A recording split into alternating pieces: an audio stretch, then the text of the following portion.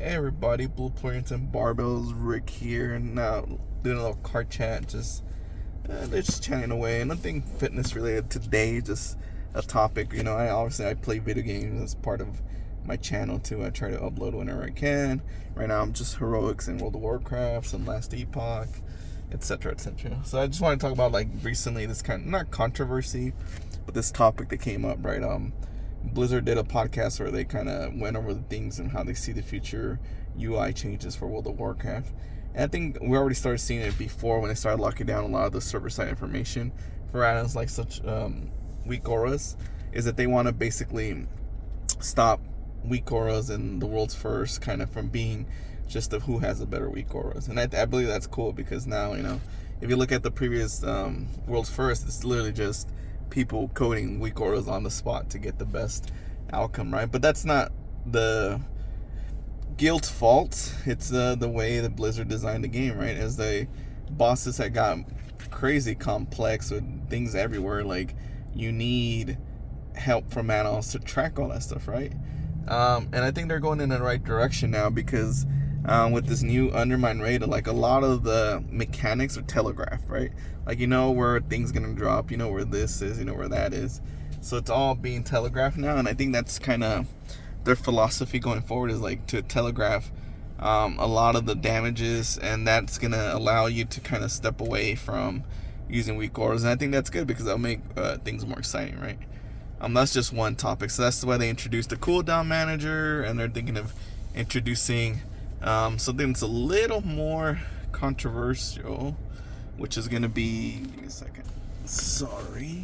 So yes, I guess that's where Blizzard is heading, right? We knew this. They've locked down a lot of API stuff, and that's kind of what they're pushing for. What people didn't expect was the whole one button heli kill, I think it's called, where they essentially want to make it so that you're going to have your rotation on one button so you can focus more on mechanics, which is good and bad, I guess. I mean, and I've done it before in the past. Like, if you guys have seen my live stream, as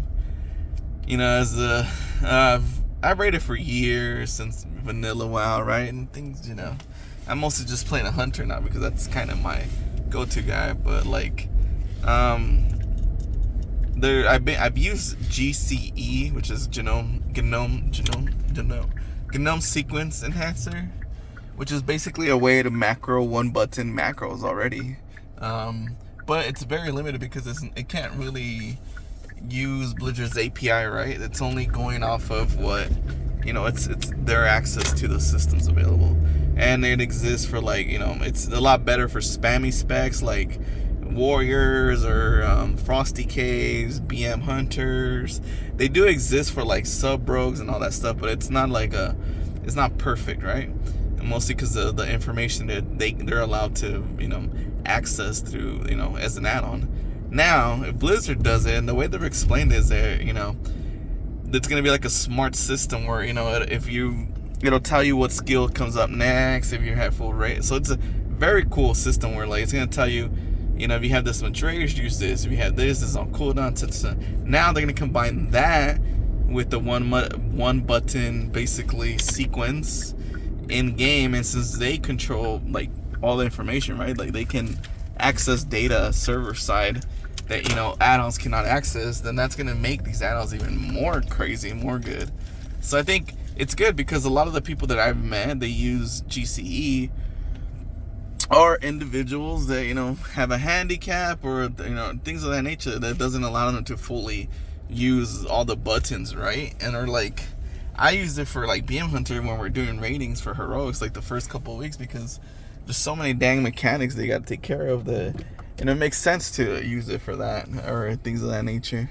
But in other aspect, there's other people that use it because, like, before it was like just bloatware, right? Like, there's so much buttons you gotta press, and then things you gotta do on time. One of the times that I did use it for AOTC was during the Dragonflight, using my Survival Hunter, just because at that time the Survival Hunter was just crazy. They had a bunch of buttons. You gotta press this, you gotta press that, you gotta do this, assault.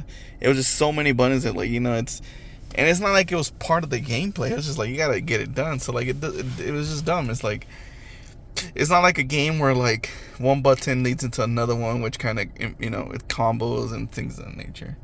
So that's kind of where everybody's freaking out. Like, no, it's gonna end mythic rating and this and that, but not honestly not, because while the DPS might be up there, it's not gonna be optimal. It's not gonna give you a great parse, and you'll see that in a lot of, even if I'll post my logs, like my logs are not perfect. Like I usually hover around 60, 70 in my logs, maybe 80s or 90s here and there.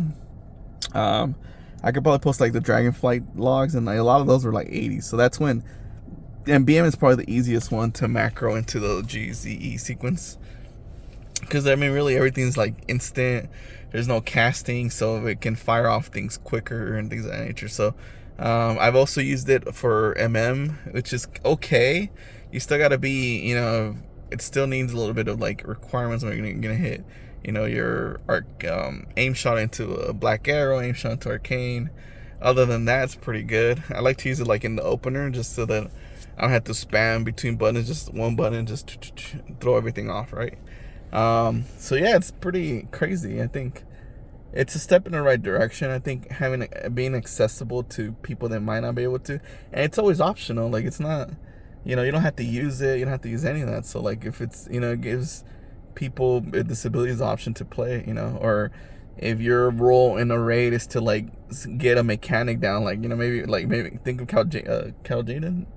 Yeah, Caljaden, when it was a hunter's job to go get that dang fireball that was falling down, or else the whole raid would wipe, and you're still trying to do DPS. So that's things of that nature that makes sense.